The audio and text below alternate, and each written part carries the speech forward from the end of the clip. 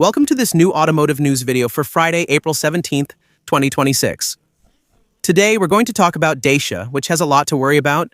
Since the Chinese brand Omoda is arriving in Europe with a new SUV that aims to do what the Duster does, but at a lower price. We'll also talk about the French government, which continues to roll out its automotive electrification plan, sometimes with good ideas, but also sometimes with measures that prove the government has absolutely no understanding of how an electric car works. Speaking of electric cars, we'll discuss Kia, which is scaling back its electrification goals, and Ford, which has shut down its electric car division. Just like that, it's over. We're also talking about Toyota, which has announced an update to its Yaris Cross.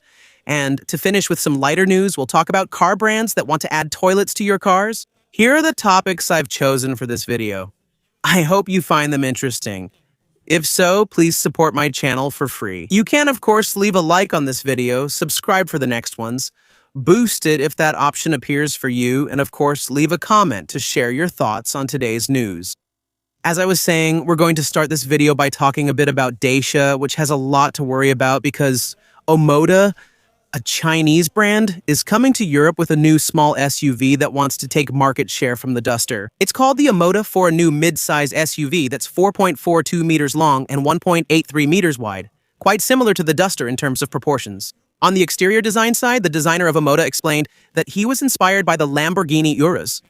Personally, I have to admit that I have a bit of trouble seeing the Urus hidden in it. Personally, I think it looks pretty much like any Chinese SUV mixed with a Toyota. On the interior side, for cost reasons, Omoda explained that they wanted to offer, just like on the Duster, a rather simple and minimalist cabin, so to speak, since there are still screens for the instrument cluster and infotainment system, but that's now almost mandatory in modern vehicles. What's quite interesting here is that Omoda is announcing an entry-level price below 20,000 euros.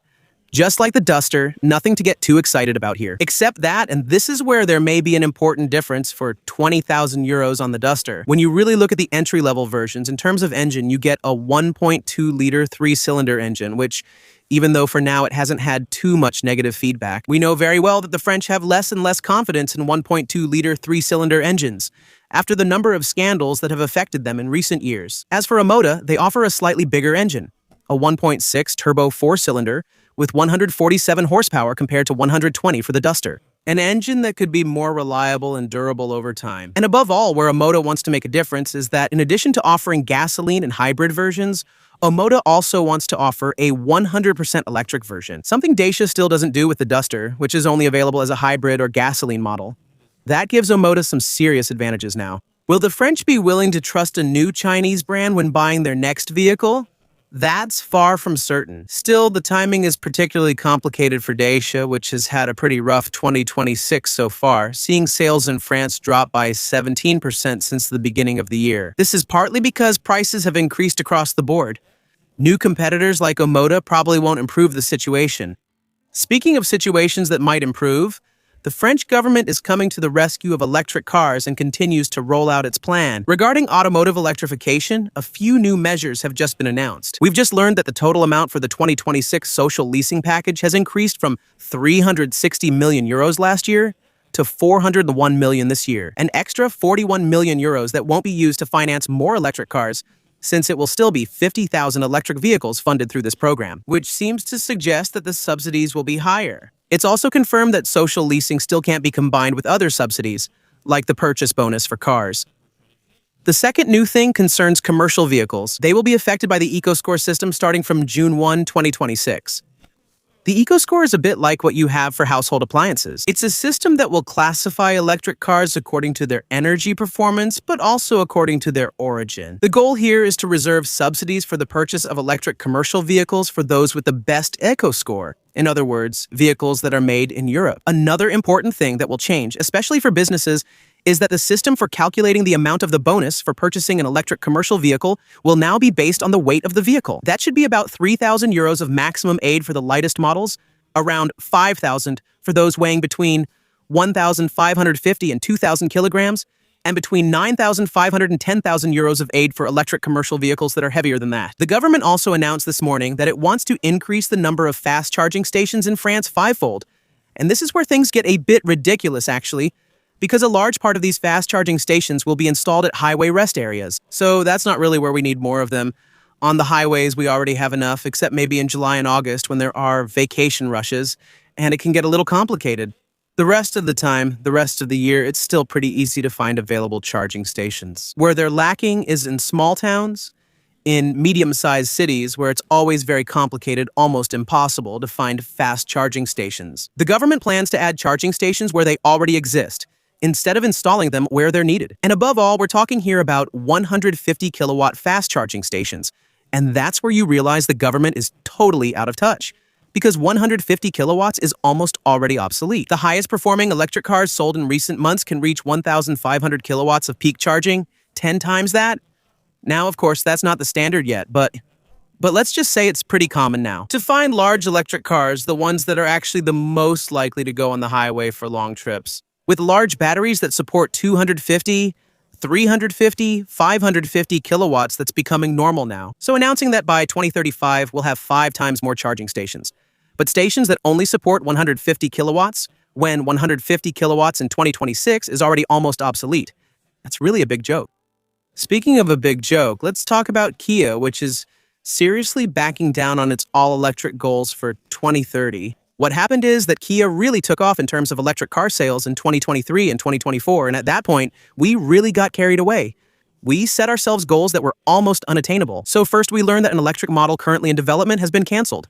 But more importantly, we find out that the goal for 2030 is no longer to sell 1,600,000 electric cars, but to sell 1 million Yaris. That's 600,000 cars that have disappeared. And it's a target that's still 40% lower than the one that was set in 2024. So that's quite a step back, but at least on Kia's side, they've kept their electric car division, unlike Ford. That was the news that came out this morning as well. The electric car division called Model E. It's a division they've never managed to make profitable. It's more complicated than that. Every time Ford sold an electric car, they lost money. We learned the Model E director's leaving, and Ford is shutting down the division at the same time. So, while Ford isn't abandoning electric cars, this is still a major strategic shift. Model E's benefit was that it wasn't making money for Ford. As a separate entity, it could afford more agility, more flexibility in the development of its electric cars. It could decide faster on developing future models. However, Ford's electric cars aren't selling in the United States because Americans aren't buying electric cars. In Europe, Ford now partners with other brands like Renault to develop electric cars instead of doing it themselves. Ford no longer needs to develop its own electric vehicles and no longer needs to keep the Model E lab, which was still particularly expensive. By the way, the director of Ford took the opportunity to announce that between the closure of Model E and Ford's refocusing on the vehicles it sells best in the United States, namely internal combustion pickups, they estimate that their profit margin will take off and go from 6% in 2026 to 8% by 2029. Let's talk about Toyota, which is updating its Yaris Cross, a model that still sells like hotcakes. It's one of the brand's best sellers, with nearly 200,000 units sold in Europe since 2021. This is purely an aesthetic update. Almost nothing changes on the technical side. It's an aesthetic update that still comes with a small bonus. So what exactly is changing? The light signature, which used to be on the sides of the bumpers, is now directly integrated into the front headlights, which themselves have a slightly different internal structure, even though their external shape hasn't been changed. The grille is now honeycomb-shaped, a bit like what Toyota is doing on its RAV4, and the black grille is gone.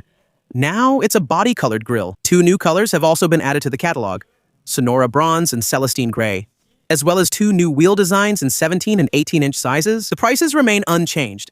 It's still 28,800 euros for the entry-level model. However, for the launch of this new version of the Yaris Cross, Toyota is offering a discount that can bring the price down to 24,000 euros.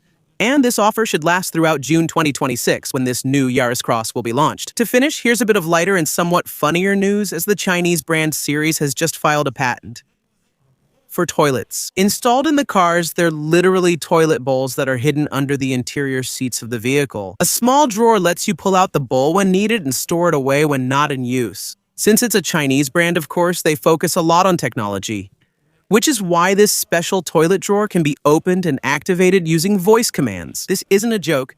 You can find this info on Google. There will be a ventilation system that vents odors outside, and just like in RVs, there will be a kind of removable tank that will need to be cleaned regularly. We'll have to see if it works well. It's already been done in the past, especially by American brands, but it didn't work out because nobody wanted it. On top of that, the system wasn't very airtight. So there you go, I won't spell it out, but it was really a terrible idea. Thank you for watching this video. If you enjoyed it, feel free to show it by leaving a like, subscribing for future videos, and maybe even supporting the channel by clicking the join button. I'll see you tomorrow for the next video, the first one of the weekend. Have a great start to your weekend. Bye.